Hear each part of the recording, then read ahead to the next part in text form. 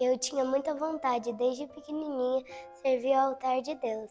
Aí, quando o Padre Mateus chegou, eu já falei para minha mãe que eu queria ser coroinha, então logo cedo ela já fez a minha inscrição. A primeira missa que a Alana serviu como coroinha foi um presente para nós, foi a novena de São Sebastião e foi uma missa celebrada pelo bispo, né, Alana? Sim, foi muito legal, porque eu senti que Jesus estava abençoando, porque aquela missa era muito importante para a novena.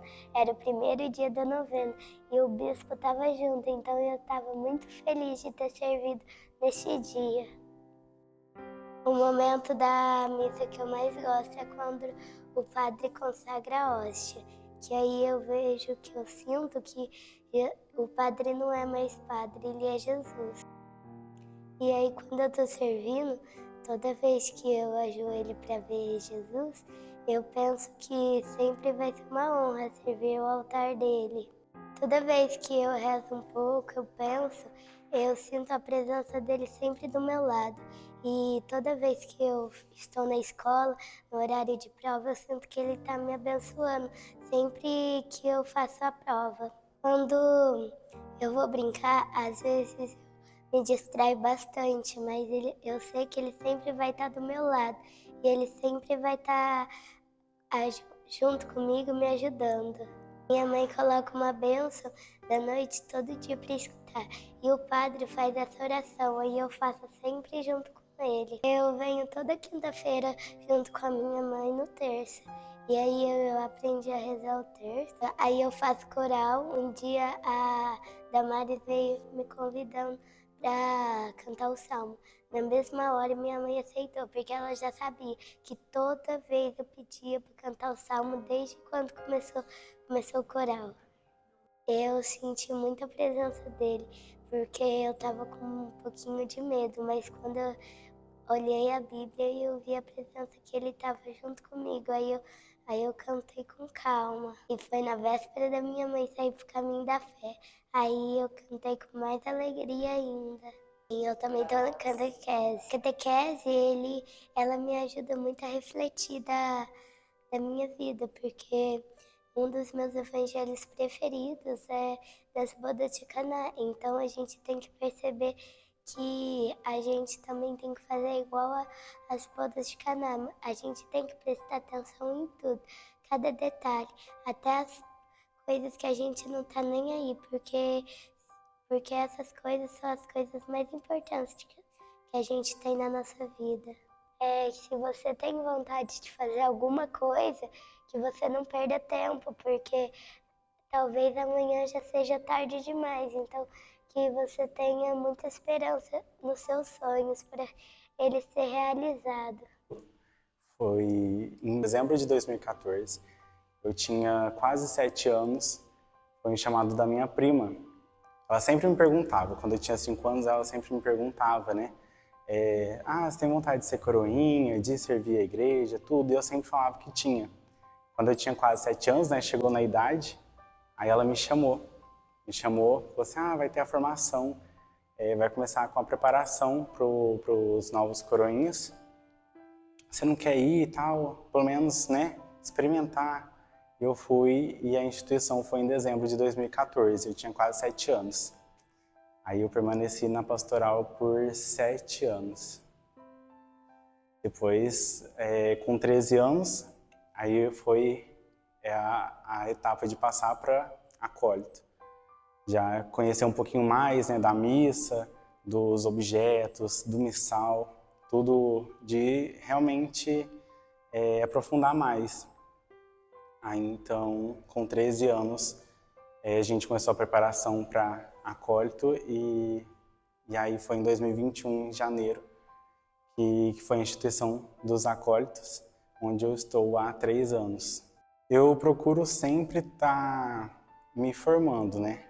Sempre procurando crescer mais em conhecimento, para também a gente poder aplicar, né? Na leitura da Bíblia, por exemplo, né? Talvez a gente, poucos minutos que a gente tira para ler o Evangelho do dia, a gente já consegue basear aquele dia nos ensinamentos que a gente tira. Então é muito no simples, né? Vamos dizer, numa leitura simples que a gente lê ali, a gente já consegue tirar base para o nosso dia e rodear o nosso dia ao envolto daquela passagem, né? Olhar de uma forma diferente. Os maiores desafios é o próprio cotidiano, né?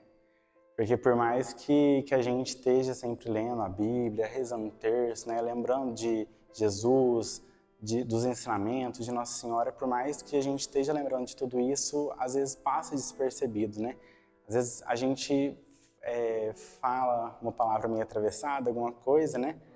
E já pensa, nossa, devia ter feito diferente. Então, às vezes, assim, uma dificuldade aplicar em todos os momentos.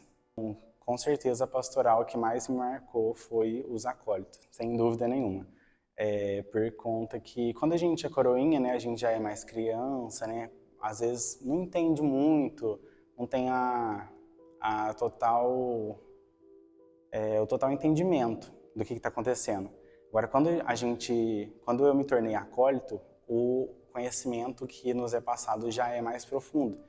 Então, você já começa a entender mais de tudo que acontece, né? Tanto dos gestos da missa, quanto como viver o dia a dia, né? Buscar as virtudes, entre outras coisas. Eu acho que um dos pontos que nos une mais, assim, é na questão do próprio servir. O próprio servir faz com que a gente crie os laços de amizade também. Que a gente ajude uns aos outros, tanto aqui na missa, né? Arrumar o missal, fazer as coisas, acender o carvão para colocar no turíbulo, tanto fora da igreja. Porque a missão do leigo não é só aqui dentro da igreja, né? Ela ultrapassa aqui as paredes. Então, conviver com os acólitos em outros ambientes, né? Também poder ajudar e ser ajudado. Isso é uma alegria muito grande. Por vezes a gente pensa que o serviço não é pra gente, ou que às vezes é algo muito difícil, que a gente não vai conseguir, né? Por exemplo, muitas pessoas, quando eu já chamei para entrar para a pastoral, dos acólitos mesmo, né? Às vezes a pessoa me fala que tem vergonha, ou que às vezes acha que não é capaz, né? De estar participando, de estar servindo.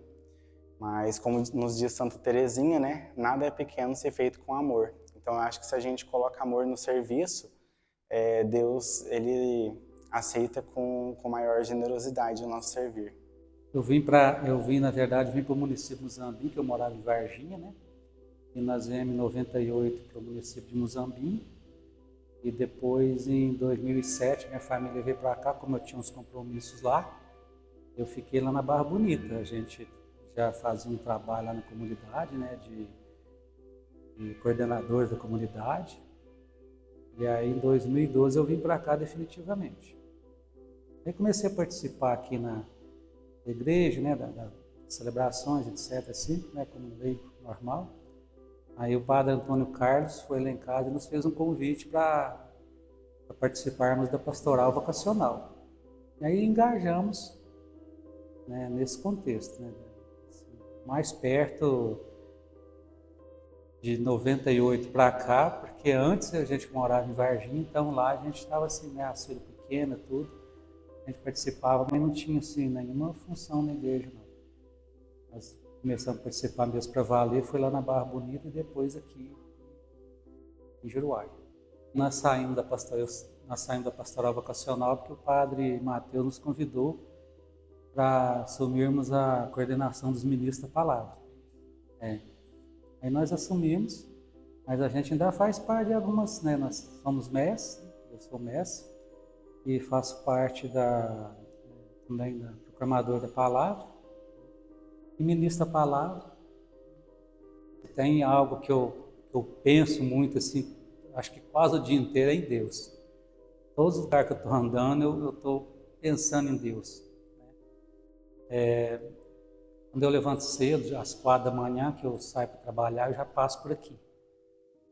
Aí eu já passo aqui do lado de fora mesmo, né? Faço uma oração aqui do lado de fora, aqui perto da capela do Santíssimo. coloco, né, o meu dia, o trabalho, as pessoas a qual eu vou transportar. Lá em Alfenas, quando eu estou lá também, eu tiro um tempinho para mim ir lá na igreja fazer uma oração lá. Meu pai é uma pessoa que na cama já tinha lá um terço pendurado.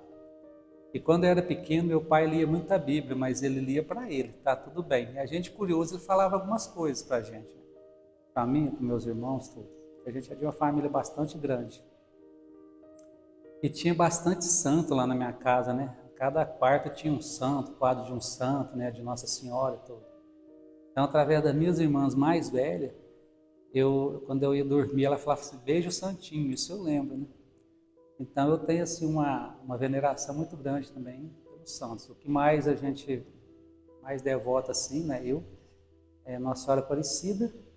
E de uns tempos para cá, fiquei conhecendo a história de São Bento também. Eu sou devoto de São Bento. Inclusive, faço a oração dele praticamente todos os dias. Passei um tempo, né, estudando no seminário e é uma gratidão, né? Eu fiz uma intenção de ajudar assim, o máximo que eu pudesse. Mas independente de eu ter essa formação ou não, eu gostaria muito de também ajudar a igreja, né? Servir a igreja. Mas só que foram coisas assim que foram acontecendo. Eu tinha vontade, mas eu não sabia que jeito que era, que podia servir. Aí foi surgindo os convites, né? E confesso que todos os que me convidaram, né, a gente sentiu aquele frio na barriga e a gente sempre dizia, a gente não está preparado, né, para isso. E aí o padre Johnny mesmo, quando nos convidou para ser mestre, a gente ainda não é digno disso. E acaba falando, não, Deus prepara. E aí a gente leva comunhão para 2 doentes também, né? É algo que mexe muito com a gente, então isso nos leva também a ter uma vida um pouco mais de oração também, né? Então essa interação é muito bom, né? Isso aí é o Deus, né, acontecendo na nossa vida, porque a gente só não, como diz na frase de São Bento, né, a gente tem que orar, rezar, mas tem que trabalhar também, né, e trazer para a realidade da nossa vida diária isso também, né, a oração no dia a dia, né, para que haja esse equilíbrio. Só trabalhar sem oração não dá certo e só orar também sem o trabalho, sem a convivência, fica um pouco assim, fora do contexto. É equilibrar os dois, com certeza. E tem situações delicadas mesmo, que a gente não sabe nem como responder. Vamos rezar juntos, né? Nesse tempo que eu passei, eu vivi situações assim, bem desafiadoras, sabe? Aconteceu um caso lá em Alfenas que uma colega nossa, amiga nossa, participa aqui na igreja. Ela passou por um problema, acho que a maioria das pessoas sabe, né? Acho que o problema citar falar dela. Mas as crianças foram, né, tiveram alta do hospital e ela ficou lá, uma situação bem delicada. E o pessoal pediu para mim conduzir uma oração embaixo da janela dela, lá na Santa Casa. Gente, aquele dia foi muito assim, difícil para todos nós, né? Houve muito chororô, inclusive eu. E naquele momento eu pedia, né, para Jesus, nós pedimos ali que a mãe viesse para casa. Ela veio. Ela veio para casa e hoje cuida das crianças, está tudo bem. Então, assim, são coisas que fortalecem muito a fé da gente. Parece que é uma coisa vai puxando a outra, né? Você vive um contexto e leva a ser desafiado em outros momentos também. E a gente fica... E outras situações também, né, que eu já vivi. Então hoje eu peço para mim também, mas nas minhas orações eu peço muitas pessoas, para a nossa igreja, para os padres, né? A gente é muito grato a isso. Sou muito grato a Deus, sou mesmo. Muito grato. Ele me deu muito mais do que eu precisava. Eu pedi para ele me deu muito mais, isso eu tenho certeza. Então, dentro da pastoral vocacional, nós rezamos muito para algumas pessoas a conversão de algumas pessoas. E a partir do momento que o casal, um dos cônjuges começou a participar, o esposo também foi e começou a participar também com a gente. Então, isso é bonito demais de se ver, a gente vê que a ação de Deus na vida de todos nós. Né? Eu diria que quando a gente se entrega e acredita que vai dar tudo certo, né? Põe a fé na frente, aí sim, pode falar o sim que dá certo. Meu pai John dizia uma coisa muito verdade, né? Tenha fé, acredite, né? Acredite. Às vezes a gente fala, a gente não é digno, mas Deus nos vai nos preparando. Né? Ele só quer um sim da gente e fazer isso, aceitar, né? Fazer com amor mesmo, dedicar, tirar o tempo, né? Equilibrar esse tempo. Vale a pena. A transformação não vai ser do dia para a noite, as mudanças, mas elas virão, com certeza. Elas virão. Mesmo que tenha um monte de problema no seu lar, mas se você for ali testemunho de levar Jesus ali do seu dia a dia, as coisas vão acontecer. Então, se receber o convite, né? Diga sim, diga sim. Depois Deus vai nos preparando. Nenhum dos discípulos estavam preparados. Os apóstolos de Jesus, aliás, os apóstolos, eles foram escolhidos, os 12, mas não tinha ninguém assim preparado. Se eu estou preparado, se Jesus me chamar, não é bem assim que funciona. Não é muitas vezes o nosso querer, é o querer de Deus. Então Ele quer alguém, através de alguém a gente recebe o convite, e aí sim o nosso sim que vai começar a mudança, começar a acontecer. Fiz a primeira comunhão já... Eu fiz com 15 anos, eu não tive aquela primeira comunhão de fazer a preparação por muito tempo. Foi rápido e logo eu crismei, né, com 15. E já comecei a participar da igreja. Toda a vida eu participei da igreja, desde criança, né?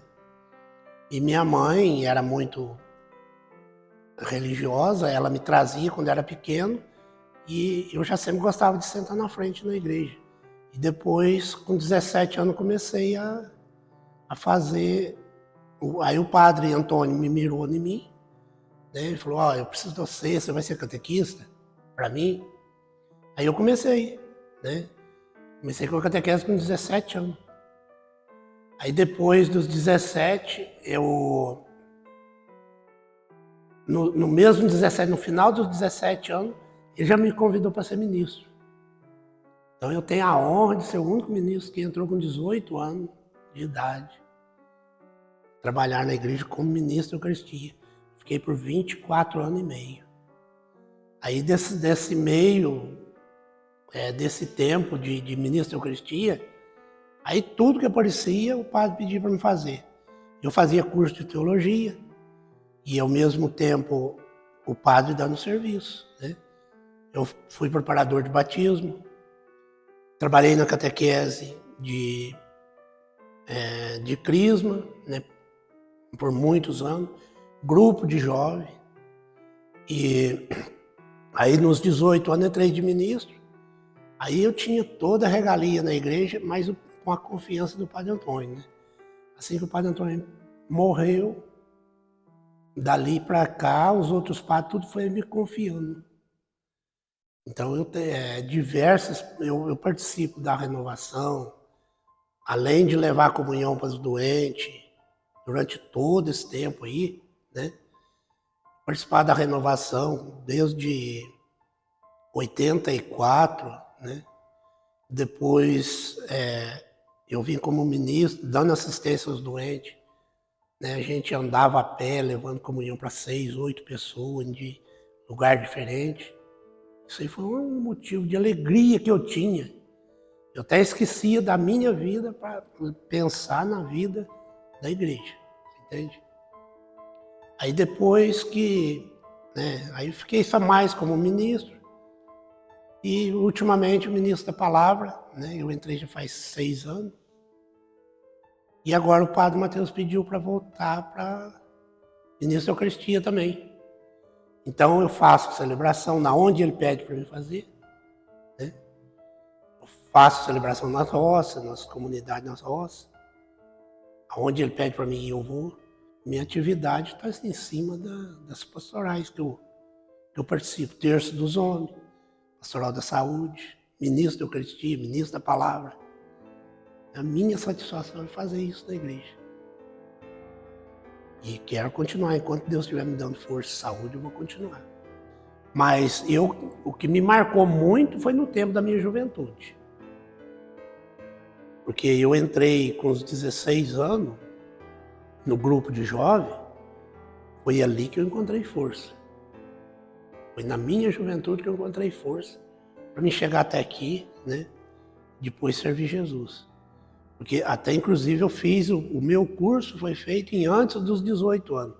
Aí o padre falou assim, agora se acalma, espera, daqui 2 meses você vai entrar de ministro, porque aí você vai completar 18 anos. Né? Então foi uma coisa, não digamos assim que foi uma transformação, mas uma sequência de vida. Tive aquela sequência desde quando eu entrei, o amor por Jesus Cristo, nossa, Jesus Cristo Eucarístico foi muito grande. Tem grandeza dentro de mim, de olhar para trás, o meu legado vai ficar. Quando eu olho nas pessoas, eu falo assim, isso aí valeu a pena eu estar com ele. Porque ele está na igreja hoje, servindo na igreja. Né? E tem os amigos que me ajudou também, né? Naquela época foi enorme, né? Eu levei comunhão para certas pessoas naquela época, né? Que já morreram aí, já faz 38 anos que eles já morreram. Eu lembro de todas as pessoas que eu levei comunhão para eles. Isso era o meu maior prazer. Servir a igreja foi uma beleza para mim. Então eu olho para trás, eu vejo essas pessoas aí trabalhando na igreja e falo, gente, não foi eu, Deus me usou e hoje eles estão ali. Então eu tenho até uma música que fala que diminua eu, que desça Satanás, mas que Jesus apareça mais e mais. Né? Porque se eu começar a querer aparecer, aí Jesus diminui na situação cristã. Então, eu não tenho que falar essa pastoral para mim é melhor que a outra. Eu gosto de seguir todas. Eu gosto de participar na minha comunidade, lá no bairro Laranjeira. Eu gosto de participar, faço o meu maior esforço. E a gente é isso aí. Você não pode olhar por, às vezes, pequenas contradições que alguém põe na cabeça da gente. Todo dia de manhã, ao levantar, eu peço para Jesus, que o Senhor me ajude hoje, que eu seja inspirado por Ti, que nada vai me desanimar a viver contigo nesse dia de hoje. Mas estou aqui e quero trabalhar mais e mais ainda.